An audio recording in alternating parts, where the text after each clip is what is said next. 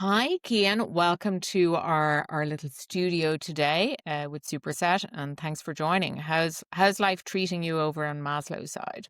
Thank you for having me. I'm excited to be with you both. And my life is great, busy, a lot of momentum, Nice, very busy calendars every day.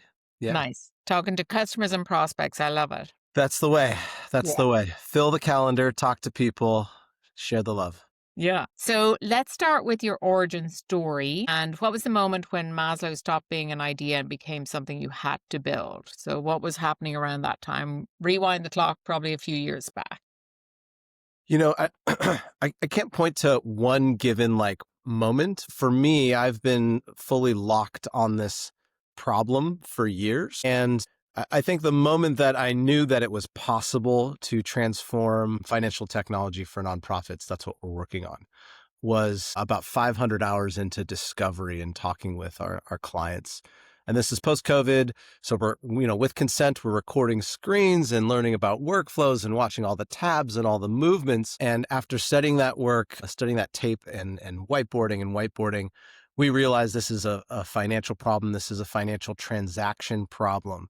And that was the first lightning bolt. If you can get a hold of the transaction, you can begin to transform this work. And we had just passed a major inflection point, which was embedded finance was coming around. And my co-founder, and you all know him, Sean, he's amazing. He's a magic generalist. He said, we can do this. We have found our kind of the key to unlock this problem set and to start solving it forward. So I think that was the moment when we realized there is a light at the end of the tunnel, but we had been grinding and crawling through this pain set for a long time.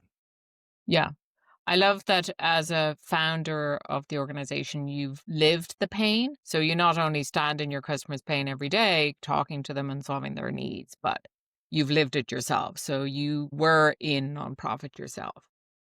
That's right. 15 years building nonprofits from the ground up and then merging into a larger nonprofit, taking on a beautiful legacy nonprofit's back office and trying to understand that work. And then, what I say to folks, well, there's a few things here. One, nonprofit folks are very busy and we're underfunded, generally speaking, in the nonprofit space. So they don't want to slow down and talk to somebody about a great idea, right? They're just trying to get it done and serve their constituents. But when someone shows up who maybe doesn't have all the answers, but is asking the right questions, because I've been there in that space and that pain, a minute turns into 30 minutes and a discussion. And then the thing starts to open up. And when it opens up, hope floods in, right? Like, oh, actually, there's a way forward here. So, I know that there's a lot of folks who have never had domain experience and are attacking certain areas to build, and that's fine. You just have to have a deep, deep curiosity about the space and a deep amount of empathy for folks, because as deep as you go is as far as you'll go. If you can't get deep into that problem, you're not going to go all the way. Yep. And they're starting to build trust with you because they look to you as somebody who can solve that pain. So that's awesome. And all right, we'll get into some besides your mission and your purpose every day solving these problems. We'll get into some of your values that you've built over time. So you've spoken before about Maslow being built for this problem that you felt deeply, but one of your commitments is being patient. And I think that's one of your values. So it stands out in the startup world that often glorifies profit and speed above all else. So, how do you balance being a venture backed organization that wants momentum and you still have to meet these nonprofits' needs and do it in a patient way? Yeah. So, can you speak to that? Can. Tom at Superset, and somebody who I admire and am grateful to be working alongside every day. He said something recently, which is when it comes to equity investing, he likes to see founders on a longer time horizon, 5, 6, 7 years. I can't remember what the number was. But the reality is to build a great business, you yourself have to be there every day and going for it. And that requires patience. It's not one or the other. Right? You need momentum every day. You need to be hustling every day and, closing the gap. But you also have to be patient and know that it's going to take some time to find your way through. As it relates to nonprofits, so nonprofit folks, these are my folks, right? Like 14, 15 years, and then many more years still serving on boards. We have a lot on our plates. And as somebody who is serving them with software, we have to meet each and every different team that comes to Maslow where they are and what capacity they have. And some are emerging and moving very quickly and they're on board and they're going. And others, it takes time.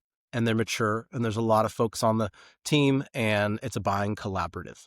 So I think it is important to be sensitive and to your buyer and to the folks you serve, and to be patient. Now, that's not to say that you can't keep the tempo up and you can't push. I mean, folks want that, right? I love being bumped and nudged, like, "Hey, let's go, let's go." Like, thank you for bringing that forward. Um, Patience as a value, right? Like really actually zooming in and knowing who you're talking to and what their capacity is and where they're at and understanding that. And I think that goes a long way. Yeah. I love that. If you're building for the long haul, you do need to apply some patience, right? Like, hurry up, go fast all the time doesn't necessarily get the job done, right? Totally. Also, your product building, right? So, we're now at the point where our platform is very feature rich and complete, and the value is being delivered. And so, new folks that are showing up, they're getting on board and they're benefiting from that. Other folks that we talked to, while we were in early days, we weren't quite there yet, and we didn't have what they needed, and so they were patient with us, and now they're coming aboard or have come aboard, right? So, I think it's a both ways thing. Two-way street. Yep.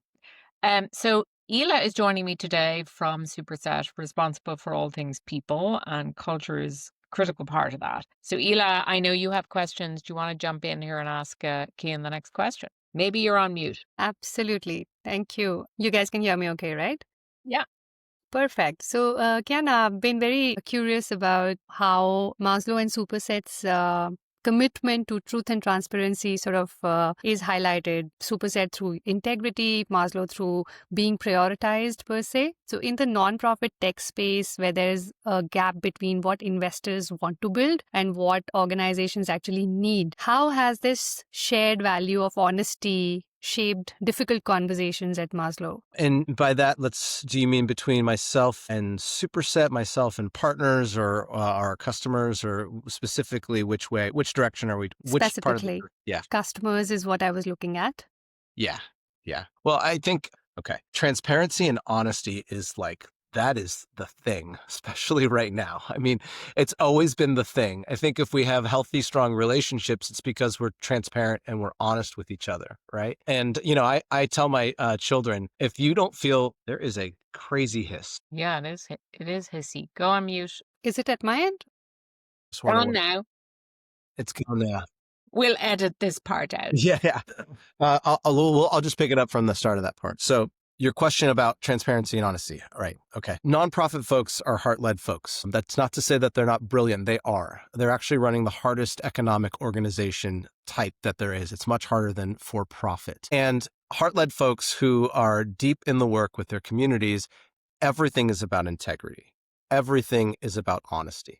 Think about it. No one's going to let you show up as an ally or somebody with lived experience into their world and support them in solving their problem if they don't believe in you, if they don't feel like your intentions are right and you're there for the right reasons. So integrity and honesty is everything. With regards to the way that we approach the work, it's the same. I have conversations with our partners. We generally call our customers our partners because we're in partnership. And I share with them what we're good at, what we're strengthening at, what we're excited about. They can ask any questions. Also nonprofit folks are like really straightforward. They'll come at me like, why are you here? What makes it right for you to be here? And et cetera. And I think at the end of the day, all we have is our integrity and our honesty and to share who we are and what we are. And I tell my kids, I have two little ones. And when I was in youth programming, I also shared this lesson a lot. Like, it's important to be honest. And if you don't feel like you can be honest in the situation that you're in, you might not be in the right situation, right? And for little ones, sometimes when they think they're being honest, they may be getting scared of being honest, right? Like maybe I'll get reprimanded or something will happen, right? And in that case, I tell them, go find your parents or a trusted adult and make sure you're honest with them about what's going on because it's important, right? So it's kind of the same in business, right? If you're with somebody and they don't feel like they can be honest with you or you don't feel like you can be honest with them, then what are you doing in that? Find somewhere else where you can be honest and the space is made such that you can do work together. Yeah, I love that. And I think whether you're serving nonprofit sector or not, everybody can take a lesson from that. Merriam-Webster dictionary last year, authenticity was the number one word. And I think everybody wants to show up in an authentic way. And honesty and authenticity are very close cousins. So, let's be real. Like customers see through it, right? Totally. They'll figure it out. They'll know when you're not telling them the truth. So I love 100%. that. That's good for everybody. So one of the things that surprised me when you recently did your official launch, Kian, is the size of the nonprofit sector. So on the one hand, Maslow is doing something that's mission critical, like it's the money that runs through every nonprofit, and that's a complex ecosystem. Big is nonprofit, and how many people work in nonprofit, like even in the United States alone. Yeah, it's a great question. So the nonprofit sector is $3.1 trillion a year in annual revenue. It's massive. The number of folks in America that work in the nonprofit sector number around 20 million, and that's about 10% of the workforce. And so what folks sometimes don't get about nonprofits is about 85% of Americans are touched by a nonprofit once a year or many times a year or every day. That daycare where you drop your child off, which enables you to go to work and earn a living, that's a nonprofit. There's just so many of them in different types and spaces. And I think one of the things that most folks miss about the history of our country is that as we got going, the United States was very intentional about enabling the nonprofit sector because capitalism needed a partner to care for its citizens. And if you look in general across administrations and decades, you'll see that the United States has been very intentional about offloading the care of its citizens directly into most nonprofits' work. So it's a very, very important part of what makes our country amazing and strong and has been an incredible partner to capitalism. Yeah, I love that. And when the tough gets going, like usually the nonprofits are the ones that step in and do some saving graces for a lot of communities. So, That's right. we've That's relied right. on them. It's the backbone of the United States. That's right. The pandemic that just occurred, however you feel about the pandemic, and I know there's lots of feelings about it, bureaucracy or not bureaucracy, whatever you want to call it, things were shut down from a government perspective.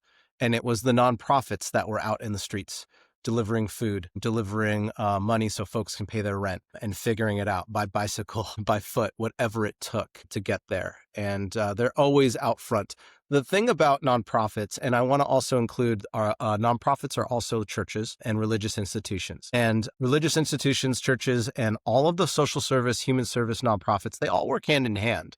They all know each other. They work together, arm in arm when these things happen. And they just move faster because that is their work.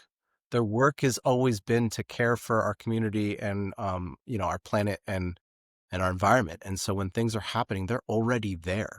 Yeah, that's great. Eli, let's dive in, and we have a couple of more culture questions.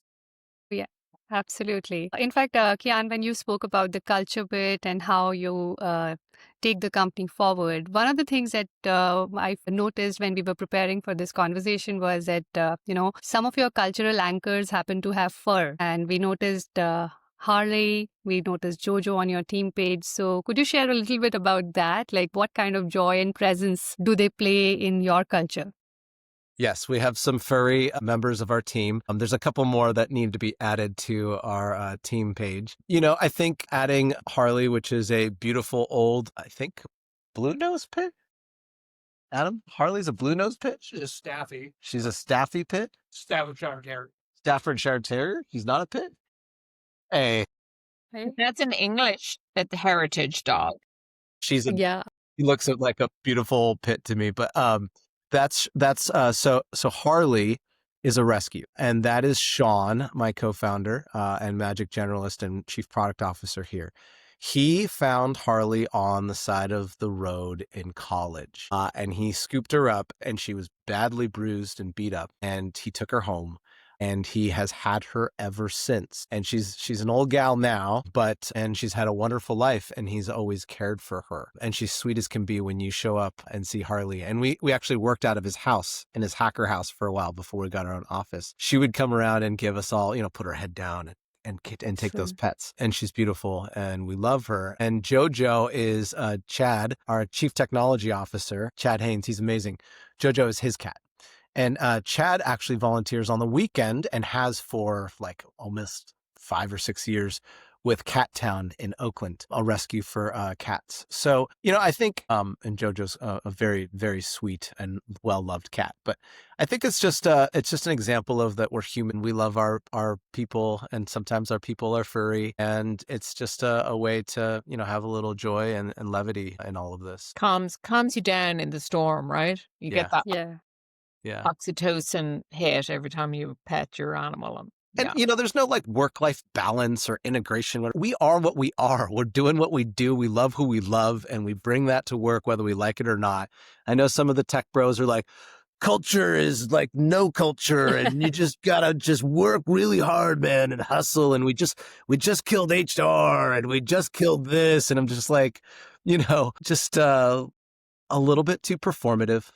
Right. At the end of the day, we are who we are. We love who we love, and we bring that with we everywhere we go. And if you can be that person in the place that you work, the more power to you.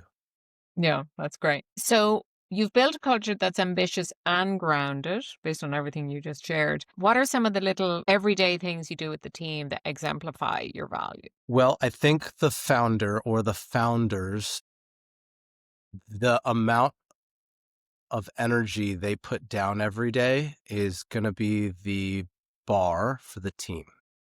And that's not to say some team members won't work harder or try to outwork you. But at the end of the day, what you do is what you are.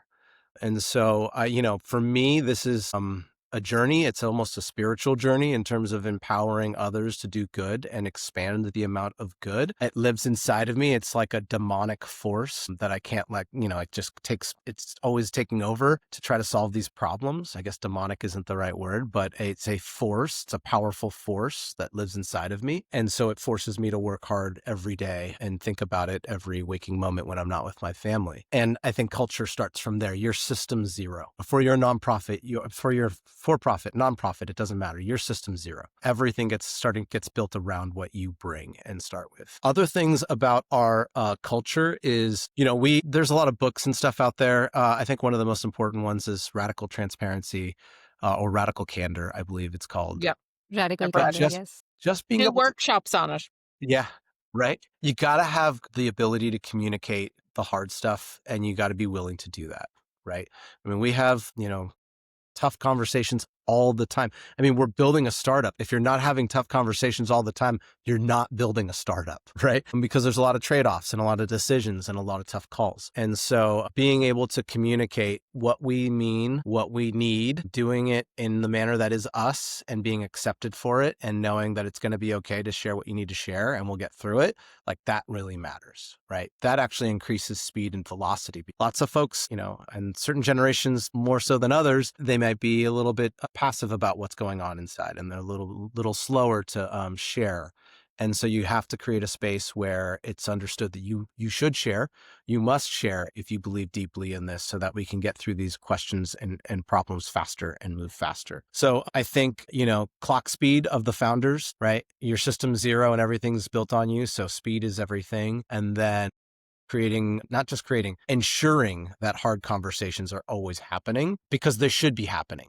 Right. So that's good. But at the end of the day, like, you're safe. It's fine. Like, we can disagree. And I think it's a Netflix thing, like disagree, but then agree and move on. Right. Yeah. Yeah. I always say feedback is a gift. In the moment, it might not feel very gifty, but in the after, when the dust settles, it's actually good, because then you can move forward and where you stand, right? Totally. I always want to know. I'll share a point on that. One of the things, if when you work with me and not just me, like work with me, but like as a partner, when we come to the end of some journey together, short or long, I'll say, what did I do right? What did I do wrong? What could I do better? And, that's a real fast way to learn what you missed and what you can improve on. And if you're just constantly doing that, I know like new members of my team, they'll like get immediately disarmed. They're like, what? The power dynamic is you're the boss. Yeah. It's not You supposed to do go nothing wrong. Yeah. Right. But I think that leads to like humbleness, right? Like, it's easy to get over your skis a little bit or whatever. But like at the end of the day, like I'm being perceived in my action, they're being perceived. And if we could just share that perception and we can find the middle, we'll move much faster together. That's great. Absolutely. Eli, do you want to take us home? I think we have one or two more questions we can squeeze in, and then we Yeah. should be good. Absolutely. I love this conversation, Kian, when you share about the culture and especially System Zero. I'm going to build on it with you when we catch up. As we look forward to 2026, what are some of the things that you are fiercely protective of for Maslow's culture? Something that you never ever want to lose, no matter how big you get. Well, first of all, I don't think there's getting big is a thing in the future for startups and companies in general. Whether we like it or not, we have passed an incredible change in technology with AI and, careful deployment, fast deployment, whatever you want to look at it, and ethical deployment, et cetera. The reality is these are incredible thinking partners and can keep companies small if done right. So I don't know how big we'll get. I'm not committed to saying small. I'm not committed to saying big. I'm just saying, I don't know what I don't know, but what I do know is things have changed. At the end of the day, I want to make sure that whoever I'm with, I feel camaraderie with, and they feel that in return. And I think that can be maintained by careful selection and hiring processes, and also really moving quickly when it doesn't work, right? Like one of the things and Tom said that, he's like, wow, you move fast. I'm like, well, when it doesn't work, it doesn't work. So I think that's important to really in terms of protecting culture, you could do everything right. The great job description, the thorough process, the referencing, the back channeling, et cetera. But when that person comes in and if it's not a fit, it's important for everyone to know that and move on. So I think literally fiercely protecting the team and only ensuring you get A players and no assholes on the team really matters.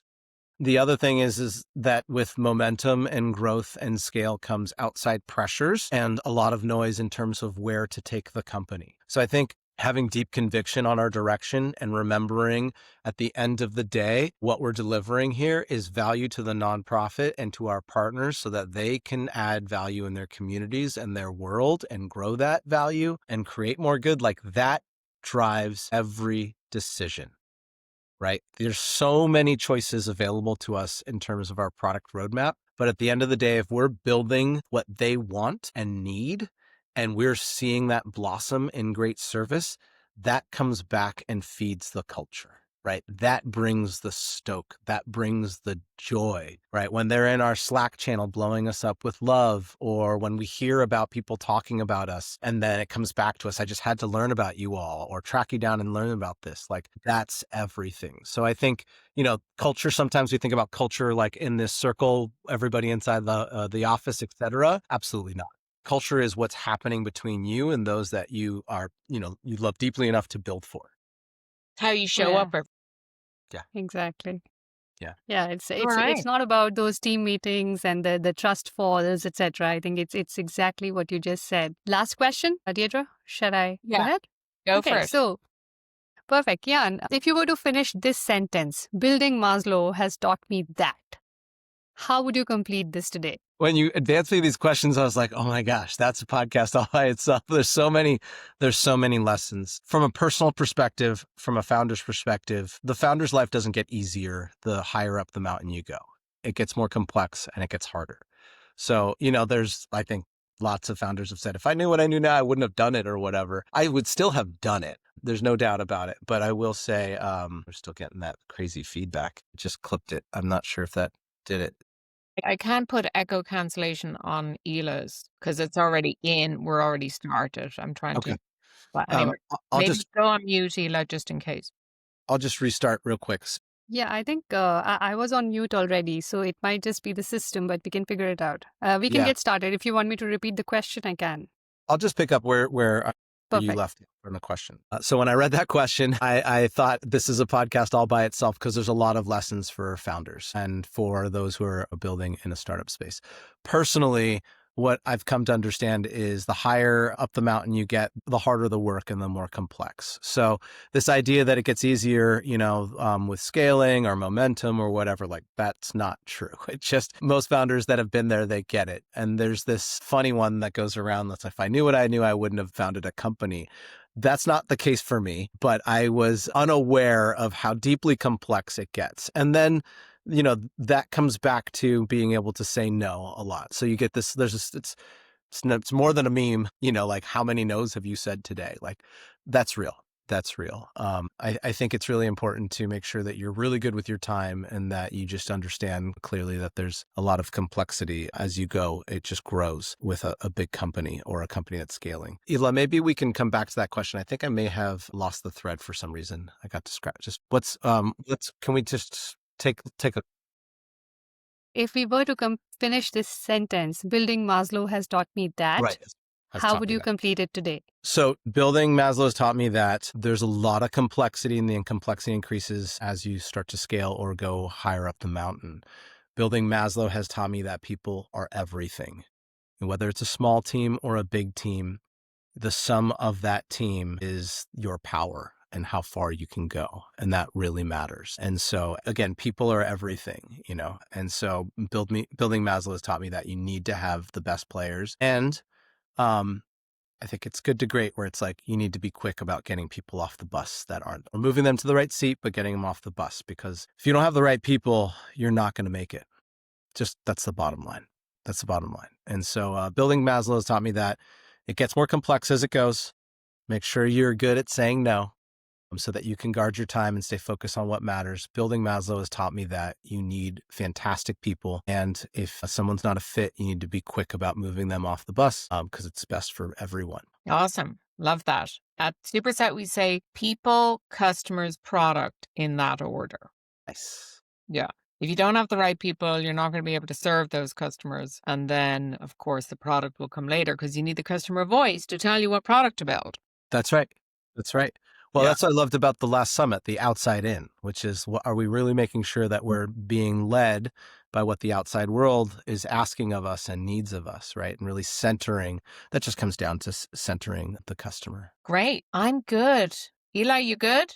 Yeah. Thank you very much, Kian. This was amazing. Lovely to know about all of these, golden nuggets that you just shared in this conversation. I'm really grateful that you could take the time out. And thanks, Yedra, for everything on this. Yeah, cool. And good luck with the school teacher meeting. Yeah, good luck with that.